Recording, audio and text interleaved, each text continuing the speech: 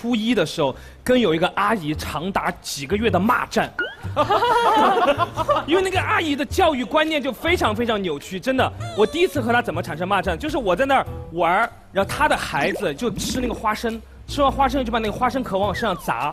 我说你不要把花生壳往我身上砸，她说砸了怎么样？就是要砸，就是砸。我说你再砸一下，我还没怎么样，我就吼了一下，她妈妈怎么了？他妈妈就从旁边钻出来了。我那个时候初中生也不甘示弱，我就跟那个阿姨吵。正好那个时候我刚初一，刚上了英文课，我就给那个阿姨说：“我说你信不信我现在用英文骂你 ？Good morning class。”Good morning class。哇塞！我告诉你们哦，因为那个阿姨她没有学过英文，她真的觉得我在用英文骂她，她还听不懂，她气得要命。我看她越来越气，我说 Apple banana 你，哎呀。你 sit down please， 哎呀 ，How old are you？ 哎呀 ，Happy New Year！ 然后这个时候呢，其实我妈妈就在里面的麻将馆正在搓麻将，然后人家就跑去给我妈说：“我说，张姐，你的儿子在外面跟人吵起来了，让我妈在打麻将。”没得事，他不得输，红中。没得事。哇！我从小我妈就知道我嘴比较厉害，没得事，哎，过了，杨姐加油！我当时就跟那个阿姨结怨了，结果那个阿姨开始自学英语，对不对？然后有一次我放学，那个阿姨在路口送她一个朋友，我就看见她了，我还是绕远一点，我说算了，她在送朋友，她在跟朋友说话，哎，你明天再到我家来玩，呸！就莫名其妙对着我骂。他就配我，但是我当时我看见他有朋友，我有点不敢惹嘛，我就走远了2步就开始骂。那个阿姨那次气疯了，她说我今天抓到你，我要杀了你！哇，太恐怖！我妈妈当时觉得这个事儿好像有点大了，要处理一下，她就带我去那个阿姨家里，把这个事情想要解决清楚。那个阿姨看见我妈妈带我来赔礼道歉，更拽了，就她在家里矛盾又起得更猛了。然后阿姨把我和我妈轰出去了，轰出去以后，那阿姨一关门，在里面说了个没有家教。我妈妈听到这句话以后，在门口 Good morning class。没有，我妈妈也，但是不会英文，她有没得家教是我的事，不用你操心。哼！哎呀，你看看我妈妈让我生不生气？就我妈妈最猛的，也就是这样。后来我发现那个阿姨就是属于那种，她教她的孩子永远是那种，比如说我们一群小孩在一块玩，她发现她的小孩没跟我们一块玩，因为不怎么敢跟她的孩子玩，这她就把她孩子带着这样，来，进去跟他们玩，一起跳唱，就这种。太吓人了。所以我觉得这种教育方式，我以后长大要引以为戒，千万不要太过于参与，我觉得孩子们的一个社交圈容易导致这种情况发生。再加上如果社交圈里面有一个我这样的人，太惨了，我跟你讲。哦，哎，我特别想问一下地球代表，你看我们每个人都会有这样的心理，这是为什么？这个是跟一个心理原型很像，这个名字有点好玩，一个是叫做阿尼玛，一个叫阿尼姆斯，分别代表男性跟女性对于未来有可能变成伴侣的一个既定印象，就是跟你小时候相处特别多的人会有一个对照组，所以其实越不想成为的那个人，如果是你的父亲或是你的母亲，他就是你以后会变成的样子，因为小时候跟你相处的最多的那个人，就是在你的心田里面映照的最深刻的。对，所以在这边呼吁各位的父母亲，尽量以正能量去教育孩子，不要太多的体罚跟责罚。所以我就觉得，就是虽然我们这个年纪啊，每天啊都在一步一步的变老，但是我们可以把它变换成我们的一些非常丰富的人生经验。我前段时间去地球出了趟差，在茫茫人海中发掘了一批非常有性格的可爱老人，将他们独特的这种人生经验啊，还有观点汇聚到了一起，然后向所有的年轻人们展示一下。所以我今天的火星解决方案就是可爱老人言。从火星出发，寻找地球上的可爱老人。你很怕老了之后变成你最不想成为的样子，但你也可以随着年龄活成你最可敬的样子。可爱老人一生感悟，是这星球最可贵的财富。年轻人就像这粒棋子，30而后行，出去了就回不来了。工作嘛，那就是踏踏实实、老老实实的，好好干。不能吃个饭啊，看电视啊，饭有活动还是吧？快乐不如跳舞，跳舞跳得快，时间都追不上我哈。人生就是一种玩，好玩坏牌都打好。每天带带狗，要喝酒。不发脾气，不挑事，把事有本也笔直。年轻人呢要多爬爬树，老了都上不去了，上不去了。不要为了钱把身体搞坏了，我们要把自己生活搞得好好的。嘿，我们是天天保持一个心态，看哪高兴，人不要想那些不高兴的事儿。我的信念是世间和平，家与平安。不求每分钟都学习，但求学习的每分钟都有收获。珍惜每一天，珍惜每一年，多为人生添上一笔新的光彩。哦，好可爱，好可爱啊，真的很可爱。所以我觉得变老不可怕，可怕的是你的心态变老了。其实人变老，从你心里没有了希望开始，从你的心里放弃了理想开始。只要这个人心里面一直充满着希望，一直对美还有追求，在生命的这种状态里，他就永远都不会老去。那接下来还有没有解决方案的？哎，小峰峰，天宝，又是你，好期待哦！我认为年轻人怕老，最怕的应该就是孤独终老。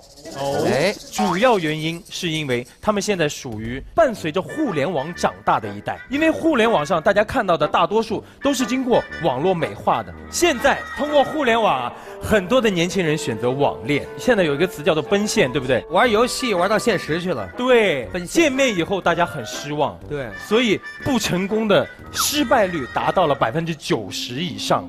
他还会再看，你看，因为我太长了这一段，太长了。我们也很长，但是我们能背下来。我们也很长，好不好？对，来，加油，加油，耶，前锋加油！其实我准备了很长时间，从而导致了越来越多的年轻人年轻。为什么会这样？从而导致了越来越多的年轻人害怕自己孤独终老。这个确实。我们接下来问一下我们台上的5位地球代表，你们怎么看这个问题？现在的社会就是因为科技非常的先进，资讯很爆炸，导致大家的选择变多，就会有一个捡贝壳现象，就是我捡了一个贝壳，但是沙滩上那么多贝壳，说不定我下一个捡到的会更好。所以其实他们不一定会特别认真的去对待一段感情。哦，对，在这里我再补充一个，我发现现在一些就是年轻女孩子为什么会单身的一个原因，就是他们把择偶的标准定为他们喜欢的那个艺人的样子，而且永远都是看到他们最光鲜、最完美的一面，再看看身边那些男的，不是？怎么了呢？没有，因为沈梦辰发现自己要面对的情敌实在太多了，退而求其次。没有了，他也是沈阳吴亦凡。沈阳吴亦凡，对。哎，峰哥，你现在呢？你现在是老大难。我曾经一度以为我好转了，就不会孤独终老。对，就是参加了那个我家那小子那个节目，然后一度成为网上最想嫁的男人之一。然后所有的人给我那个私信留言都说啊，秦风，我好想嫁给你啊，我们生猴子吧，什么。然后他回他好啊好，人家就拉黑他。然后直到我看到一个评论，有一个女孩特别的痛苦，她很纠结，她给我留言留的是，啊，我怎么会变成这样？我的心态变老了，我怎么会喜欢上钱枫这种中年男人？这个中年油腻男人，油腻。雪芙，你会有担心自己会嫁不出去吗？哦，你倒是不担心，因为你有一个备胎。工具人，永远的备胎。工具人，我不担心，因为蛮多人想娶我的。哇！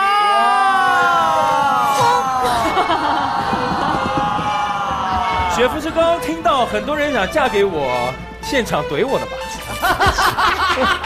听错了吧？我知道你的小心思。其实峰哥呢，除了就是抠了一点，还是很有市场的，因为就是妈妈们都很喜欢钱枫，她是中国好女婿。对，因为我不是老在朋友圈里发那个峰哥的飞照嘛，就是那种很丑的照片。但是峰哥平时正常的状态都是这样。什么正常的状态？真的是正常的状态。我无意间一抬头看到这样，我就把它拍下来了，发到朋友圈里。马上我就收到了一条阿姨发来的短信，请放。你看，阿姨说：“梦辰好，你能不能给妹妹介绍一个男朋友？好像与你一起做节目的钱枫是单身吧？当然也不一定要找他。你发现有合适的，牵个线，阿姨都急疯了。”哎呦，哎，人家阿姨走心了。然后阿姨啪啪2张峰哥的飞照发过来，所以就证明阿姨是看到这样的照片。阿姨为了女儿已经饥不择食了。然后峰哥说：“给我发照片来看看。”哇，内容过于真实，太真实了。哎呀，雪芙，你认清楚他了没有？早就认清楚了。对。我觉得现在很多年轻人的就是对单身的恐惧和担忧，并不是来自于对自己年龄的恐惧，就是来自于刚刚像梦辰姐说的那群长辈们，就是环境的压力。我姐姐嘛，根本不担心单身的问题，但是我妈还有我妈妈旁边的朋友啊，所有的人都替她着急。你姐姐多大呀？我姐25岁。发张照片来看。饥不择食。没有了，哎。所以钱枫，你的解决方案是什么？对，我的解决方案。你还有解决方案？对呀。对，其实我发现现实生活当中有大量的公共场合对所有的单身人士都不太友善，狗粮撒满地，所以我要从城市规划的起源解决这个问题。我的火星解决方案就是全球热烈。啊，你听着像偶像剧呢。今天我就看你怎么垮了。而且要请出我的这个联合解决方案提出人杨迪，这是针对我们全球城市的一套相亲系统。哇哦，这是地铁的车厢，我们会把地铁的车厢分为几个功能区，以你的兴趣爱好来分类。这是密室逃脱车厢。哇，这个我喜欢。我告诉你们，这个车厢非常好。要非常高的智商，而且进去以后，如果你破解不了，一辈子在上面出不来。而且进去以后，男男女女出不来的情况下，必须选他了。车厢里面就结婚，相不相爱都被迫。对，当然还有我们现在年轻人最喜欢的电竞主题。哎，电竞，这个。我给大家介绍一下，因为这种单身车厢的话，就是玩电竞的人容易有那种共同话题。对，这个车厢你们能配上对吗？玩电竞都是男的。可以啊，比如说雪芙，喜不喜欢电竞车厢？喜欢。你看，但是钱枫一旦上了这个车厢的话，你就会跳车。而且我们这些车厢还可以根据我们每个特工自己的特色，定制你们的单身主题。虽然说我们的全球热恋这套系统已经非常的强大，但是难免呢也有考虑不周到的地方。希望各位特工有什么意见也可以提一下。我觉得可以有一个超市嘛，超市也可以有这个单身的专门的货柜，比如说把剃须刀和卫生巾摆在一起，对不对？哎，去拿的时候，男女去的时候，哎，去拿它。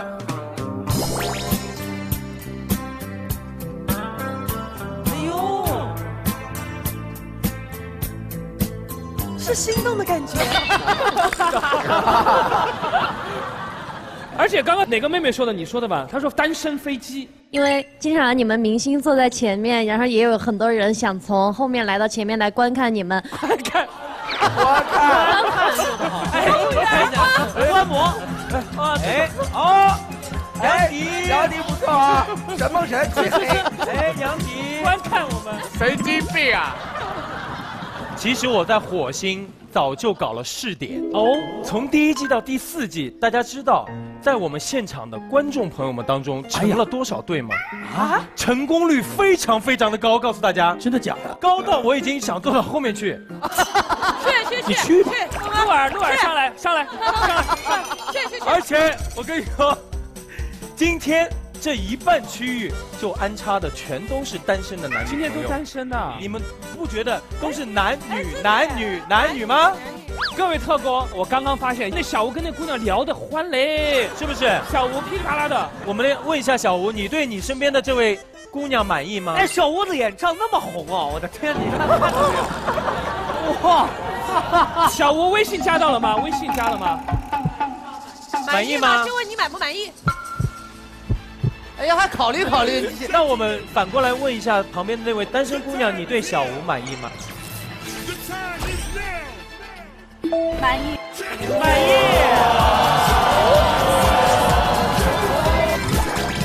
留个联系方式，别当真啊！别当真。你看，小吴令这位姑娘满意，多么高的成功率！是。问一下，今天有没有就是单身男女到现场，然后和旁边人聊得还挺好的？今天有没有？举手一下嘛，举手一下。哎，你们俩聊得真挺好。来来，你们俩聊得有多好？下面脚都勾在一起了是吧？有没有留联系方式嘛？加了微信。我们已经加微信了。他们俩已经加了微信了，就想要私底下回头再进一步的沟通。其实两个都是微商，互相卖产品。请问一下，有没有对旁边那一位异性不满意的？我可以随时帮你换座位。有人举手啊？那边有，好尴尬。那个女孩，你对哪一边的不满意？两边都不行。来了之后，我坐这儿，也就坐这儿，也不就各做各的，也都不管谁的，看都不看一眼，是不是？对呀。完了，俩人挺胖，还挤你。对，还挤我，就是。男生对他满意吗？不满意。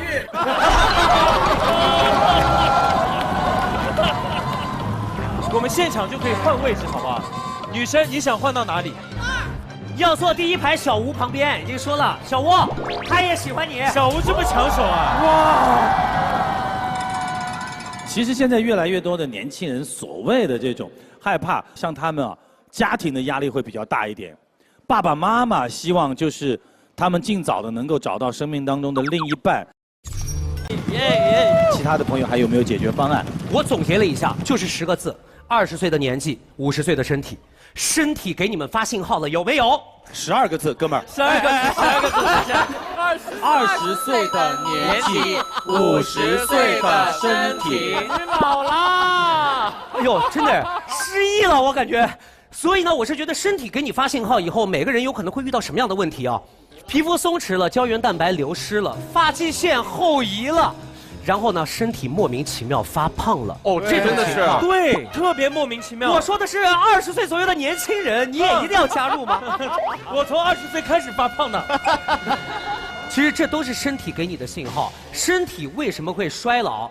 我总结了一下，5个字：生活习惯。等一下。生活习惯4个字，不健康的生活习惯才会造成的这个问题。哎，现在地球上年轻人喜欢喝毒鸡汤，特别内心有一种就是逆反的心理。我越是跟你说，哎，你要按时吃饭啊，哎，我反而不按时吃饭。哦，你早点睡觉啊，哎，我就不早点睡觉。对。我给大家带来的这一套火星解决方案，名字就叫做青春时钟。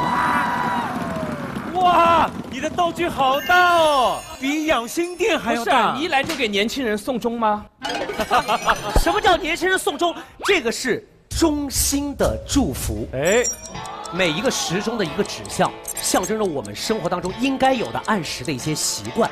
其实所有年轻人不好的生活习惯，总结起来就是与时间为敌。哎，没错。接下来就为大家展示一下时钟的功能，它要配合上vivo XR3。哇！假设我现在已经来到了我20岁，朱真哥回到了他40年前。哎，老薛给我发来微信说，哎，要准备开黑了。你看，我今天晚上跟他大战300个回合，玩起来。敌军还有5秒到达战场。现在才12点，谁都不准离线，干一个通宵啊！来，发起进攻。哎，才12点。哎，小吴，哇，我就是12点不睡，才有这么完美的发际线。啊，我不熬夜了，我不再熬夜了。4万块钱完事绝美的发际线，你值得拥有。哇！玩着玩着都已经2点了，今天晚上应该别浪费啊！夜太美，晚上怎么能睡觉呢？千万不要浪费。谁？大家好，我是陆超。2点睡觉太早了，头发越掉越少，真好。我还能熬一熬，真好。大家 Happy Every Day， 真好。我爱你们，真好。满满的正能量，满满的正。我的天哪！怎么样，各位？非常好。要不要把小吴和陆超请出来跟大家见见面？欢迎！我告诉你们啊，能够把他们2个人请来啊，现场很多人特别的兴奋。志文的大舅哥呀，说我天哪，火星情报局太厉害了，把这么2个大咖都请来了。你大舅哥也太看不上我们了吧？就看不上我，怎么了？小吴是哪一年的？我是00。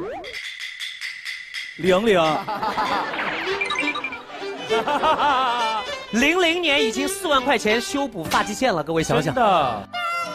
小吴平常你会熬夜吗？我会熬夜啊。会熬夜。你熬夜就熬夜，你别说话那么久。我会熬夜啊。那个丹凤眼。因为他眉毛的问题，他要突出他的重点。小鹿呢？我是85年的。85年。哇，就比我大1岁。85年你就开始放弃自己了。小鹿呢？熬夜吗？熬夜，一般都是2、3点。局长，你叫小鹿的时候有点违和，知道吗？前锋，我就是小鹿，真的真好。小鹿。那我们录一个给所有年轻的朋友，00后、90后的一个祝福。今天来到火星情报局，感觉真好。愿天下的年轻人快乐每一天 ，Happy Every Day， 我爱你们，真好。加油 ，Go， 真好。好，接下来我们请2位入座，好不好？谢谢局长。不谢。我们问一下现场的年轻人，薛来。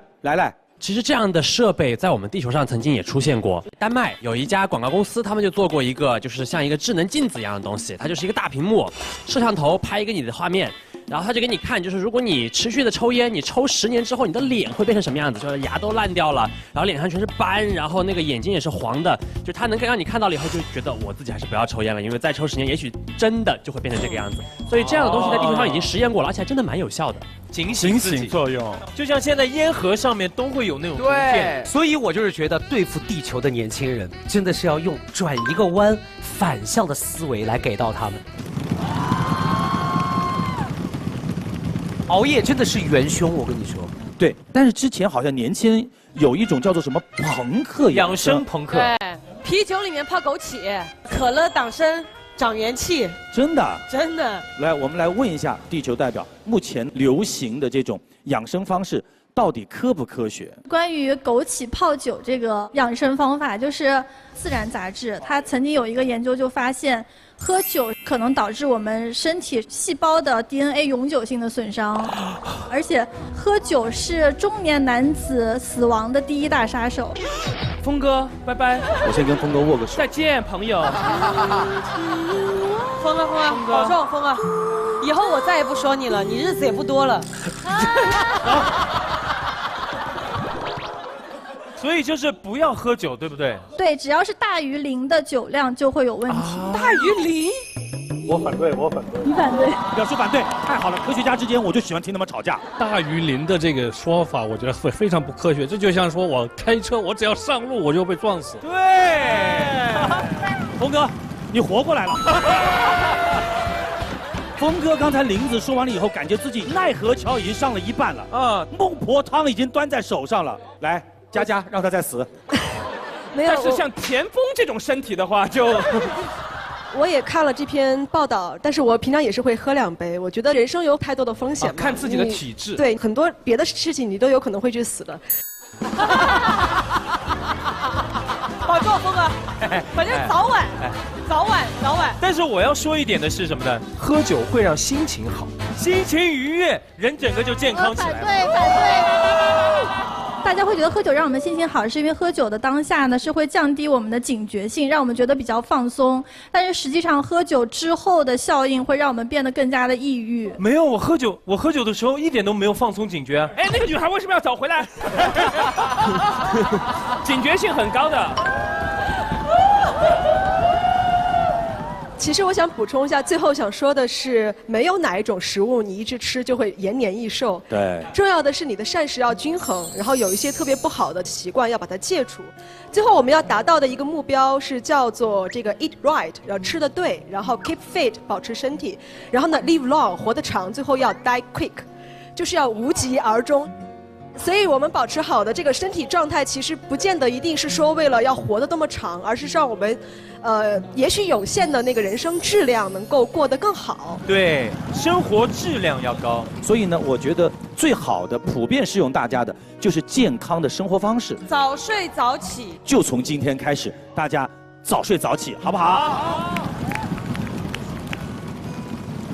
好了，还有哪位特工带来了好的解决方案？我有。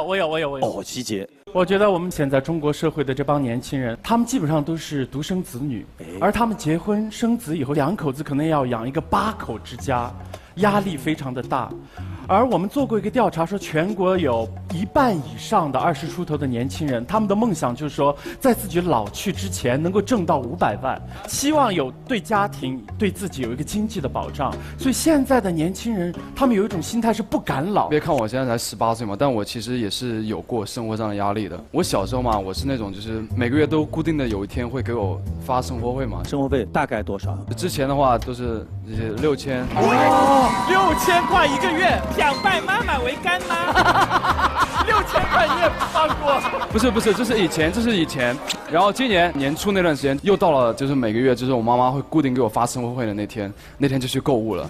然后在试衣服的时候，就突然发现钱少了1半，好像有东西买不了了。我当时就有点着急，我就直接一个电话打过去问我妈妈为什么少给我转了1半嘛？因为杨迪拜了我做干妈。我这儿还有3000，我也想买东西，我也在试衣服。然后我妈当时在电话那边就停了一会儿，就跟我讲：“对不起儿子，那我就是你等一下，妈妈现在从信用卡里给你转。”哎呦，我妈当时是这样跟我讲。要透支。对，就是透支。然后我就突然想到前段时间我妈在朋友圈清仓处理就是店里的东西嘛，我就突然觉得，哎，家里的经济状况最近是不太好，有压力。对，突然间会让自己觉得，哦，我这个年纪变大了，要承担家庭的责任了。对。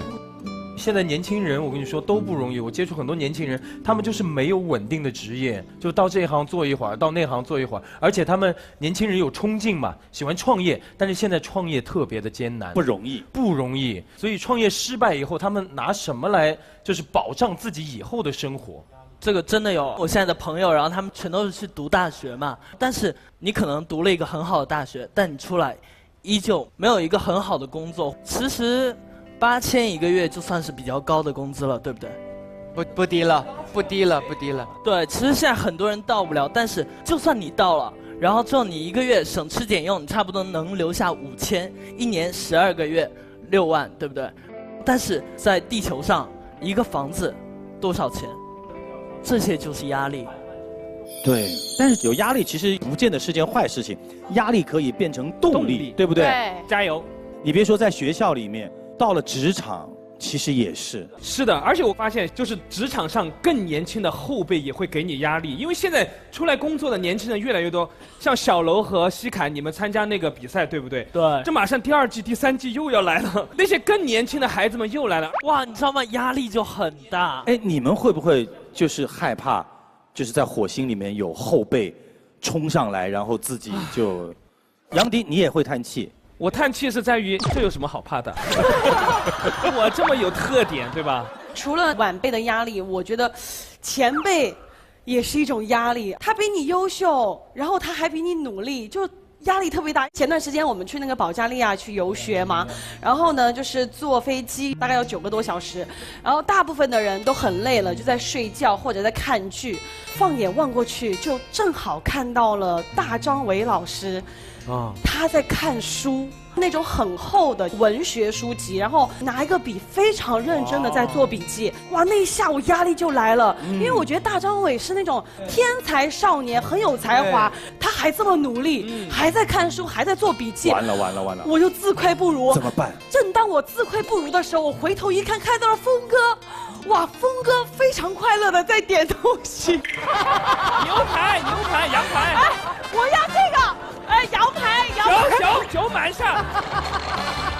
精神多可笑，痴情醉我，干，哥儿几个嗨！Hello， 空姐嗨！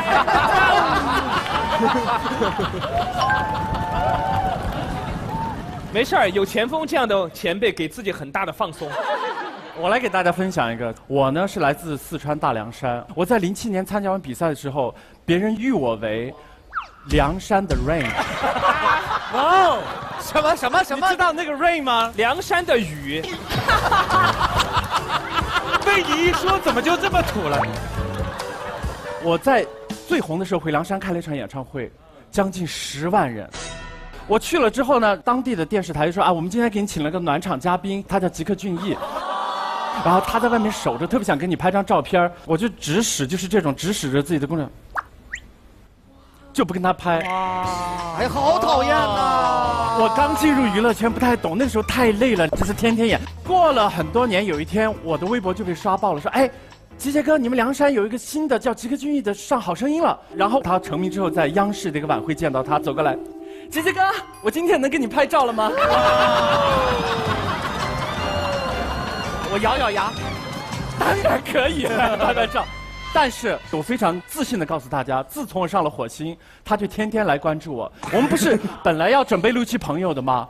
我请的是他，他把所有的通告推了。他说特别爱火星，所以我觉得我有可能我很快会红过他的。俊逸，我们一起加油！好。但是我自己内心当中的压力，真正的压力来源不是别人，是我自己。我05年就是选秀冠军出道，13年了呀。对，13年了。很可怕的是我没有代表作。有啊，我来唱一首。来继续。有，因为你是范晓萱。是我这一路上确实努力。我如果13年连这点歌都没有，那我也太尴尬了吧。但是后来当商演频频找过来的时候，我发现这首歌没有办法在商演上唱。为什么？因为你想想，这首歌里面有你偶像的名字，不能随便唱，有意义的。这首歌真的没有办法唱。后来我终于有一首歌叫《哑巴》啊，然后《哑巴》当时是汪苏泷给我写的，我觉得我这首歌肯定要中了。结果没想到没过几天，老薛就翻唱了这首《哑巴》，然后大家见到我说：“哎，我听过你这首《哑巴》，那很好听。”你就像一个哑巴一样。薛之谦的版本，我的版本不是这么唱的，所以我就觉得我的人生真的很坎坷。你不是在这里发了个1激灵1激灵吗？哎呀，说到1激灵就更尴尬了。1激灵当时上了热搜，我觉得哇，这首歌又到了我的翻身之歌了。所以我当时写的时候也很无厘头，写的是我们东北文化。那天我参加了一个演唱会，我前面有薛之谦，后面有蔡依林，唱的都是那种。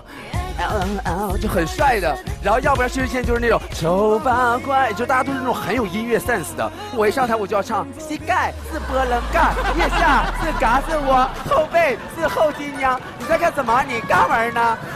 当时我就崩溃了。我只是想跟别人说的是，我特别希望在场的所有的人看到我是觉得，哎呀，这个歌手挺逗啊。但是我特别怕别人看到我说，哎呀。这谐星还会唱跳呢，我内心当中是特别希望可以有一个自己的那种代表作，可以告诉别人，一定有了，写好了，写好了，写好了，就差录了。这首歌叫《情侣山》。好，老薛高度评价过这首歌，喝完高度酒以后评价的。这是我听过最好的一首歌。当时老薛突然间就亮起来了，他说：“刘维，这首歌你的翻身曲。”我们现在就把它改名翻身。我不要这么肤浅。什么时候能够出来？我也约好了，12月初肯定把它录下来。期待。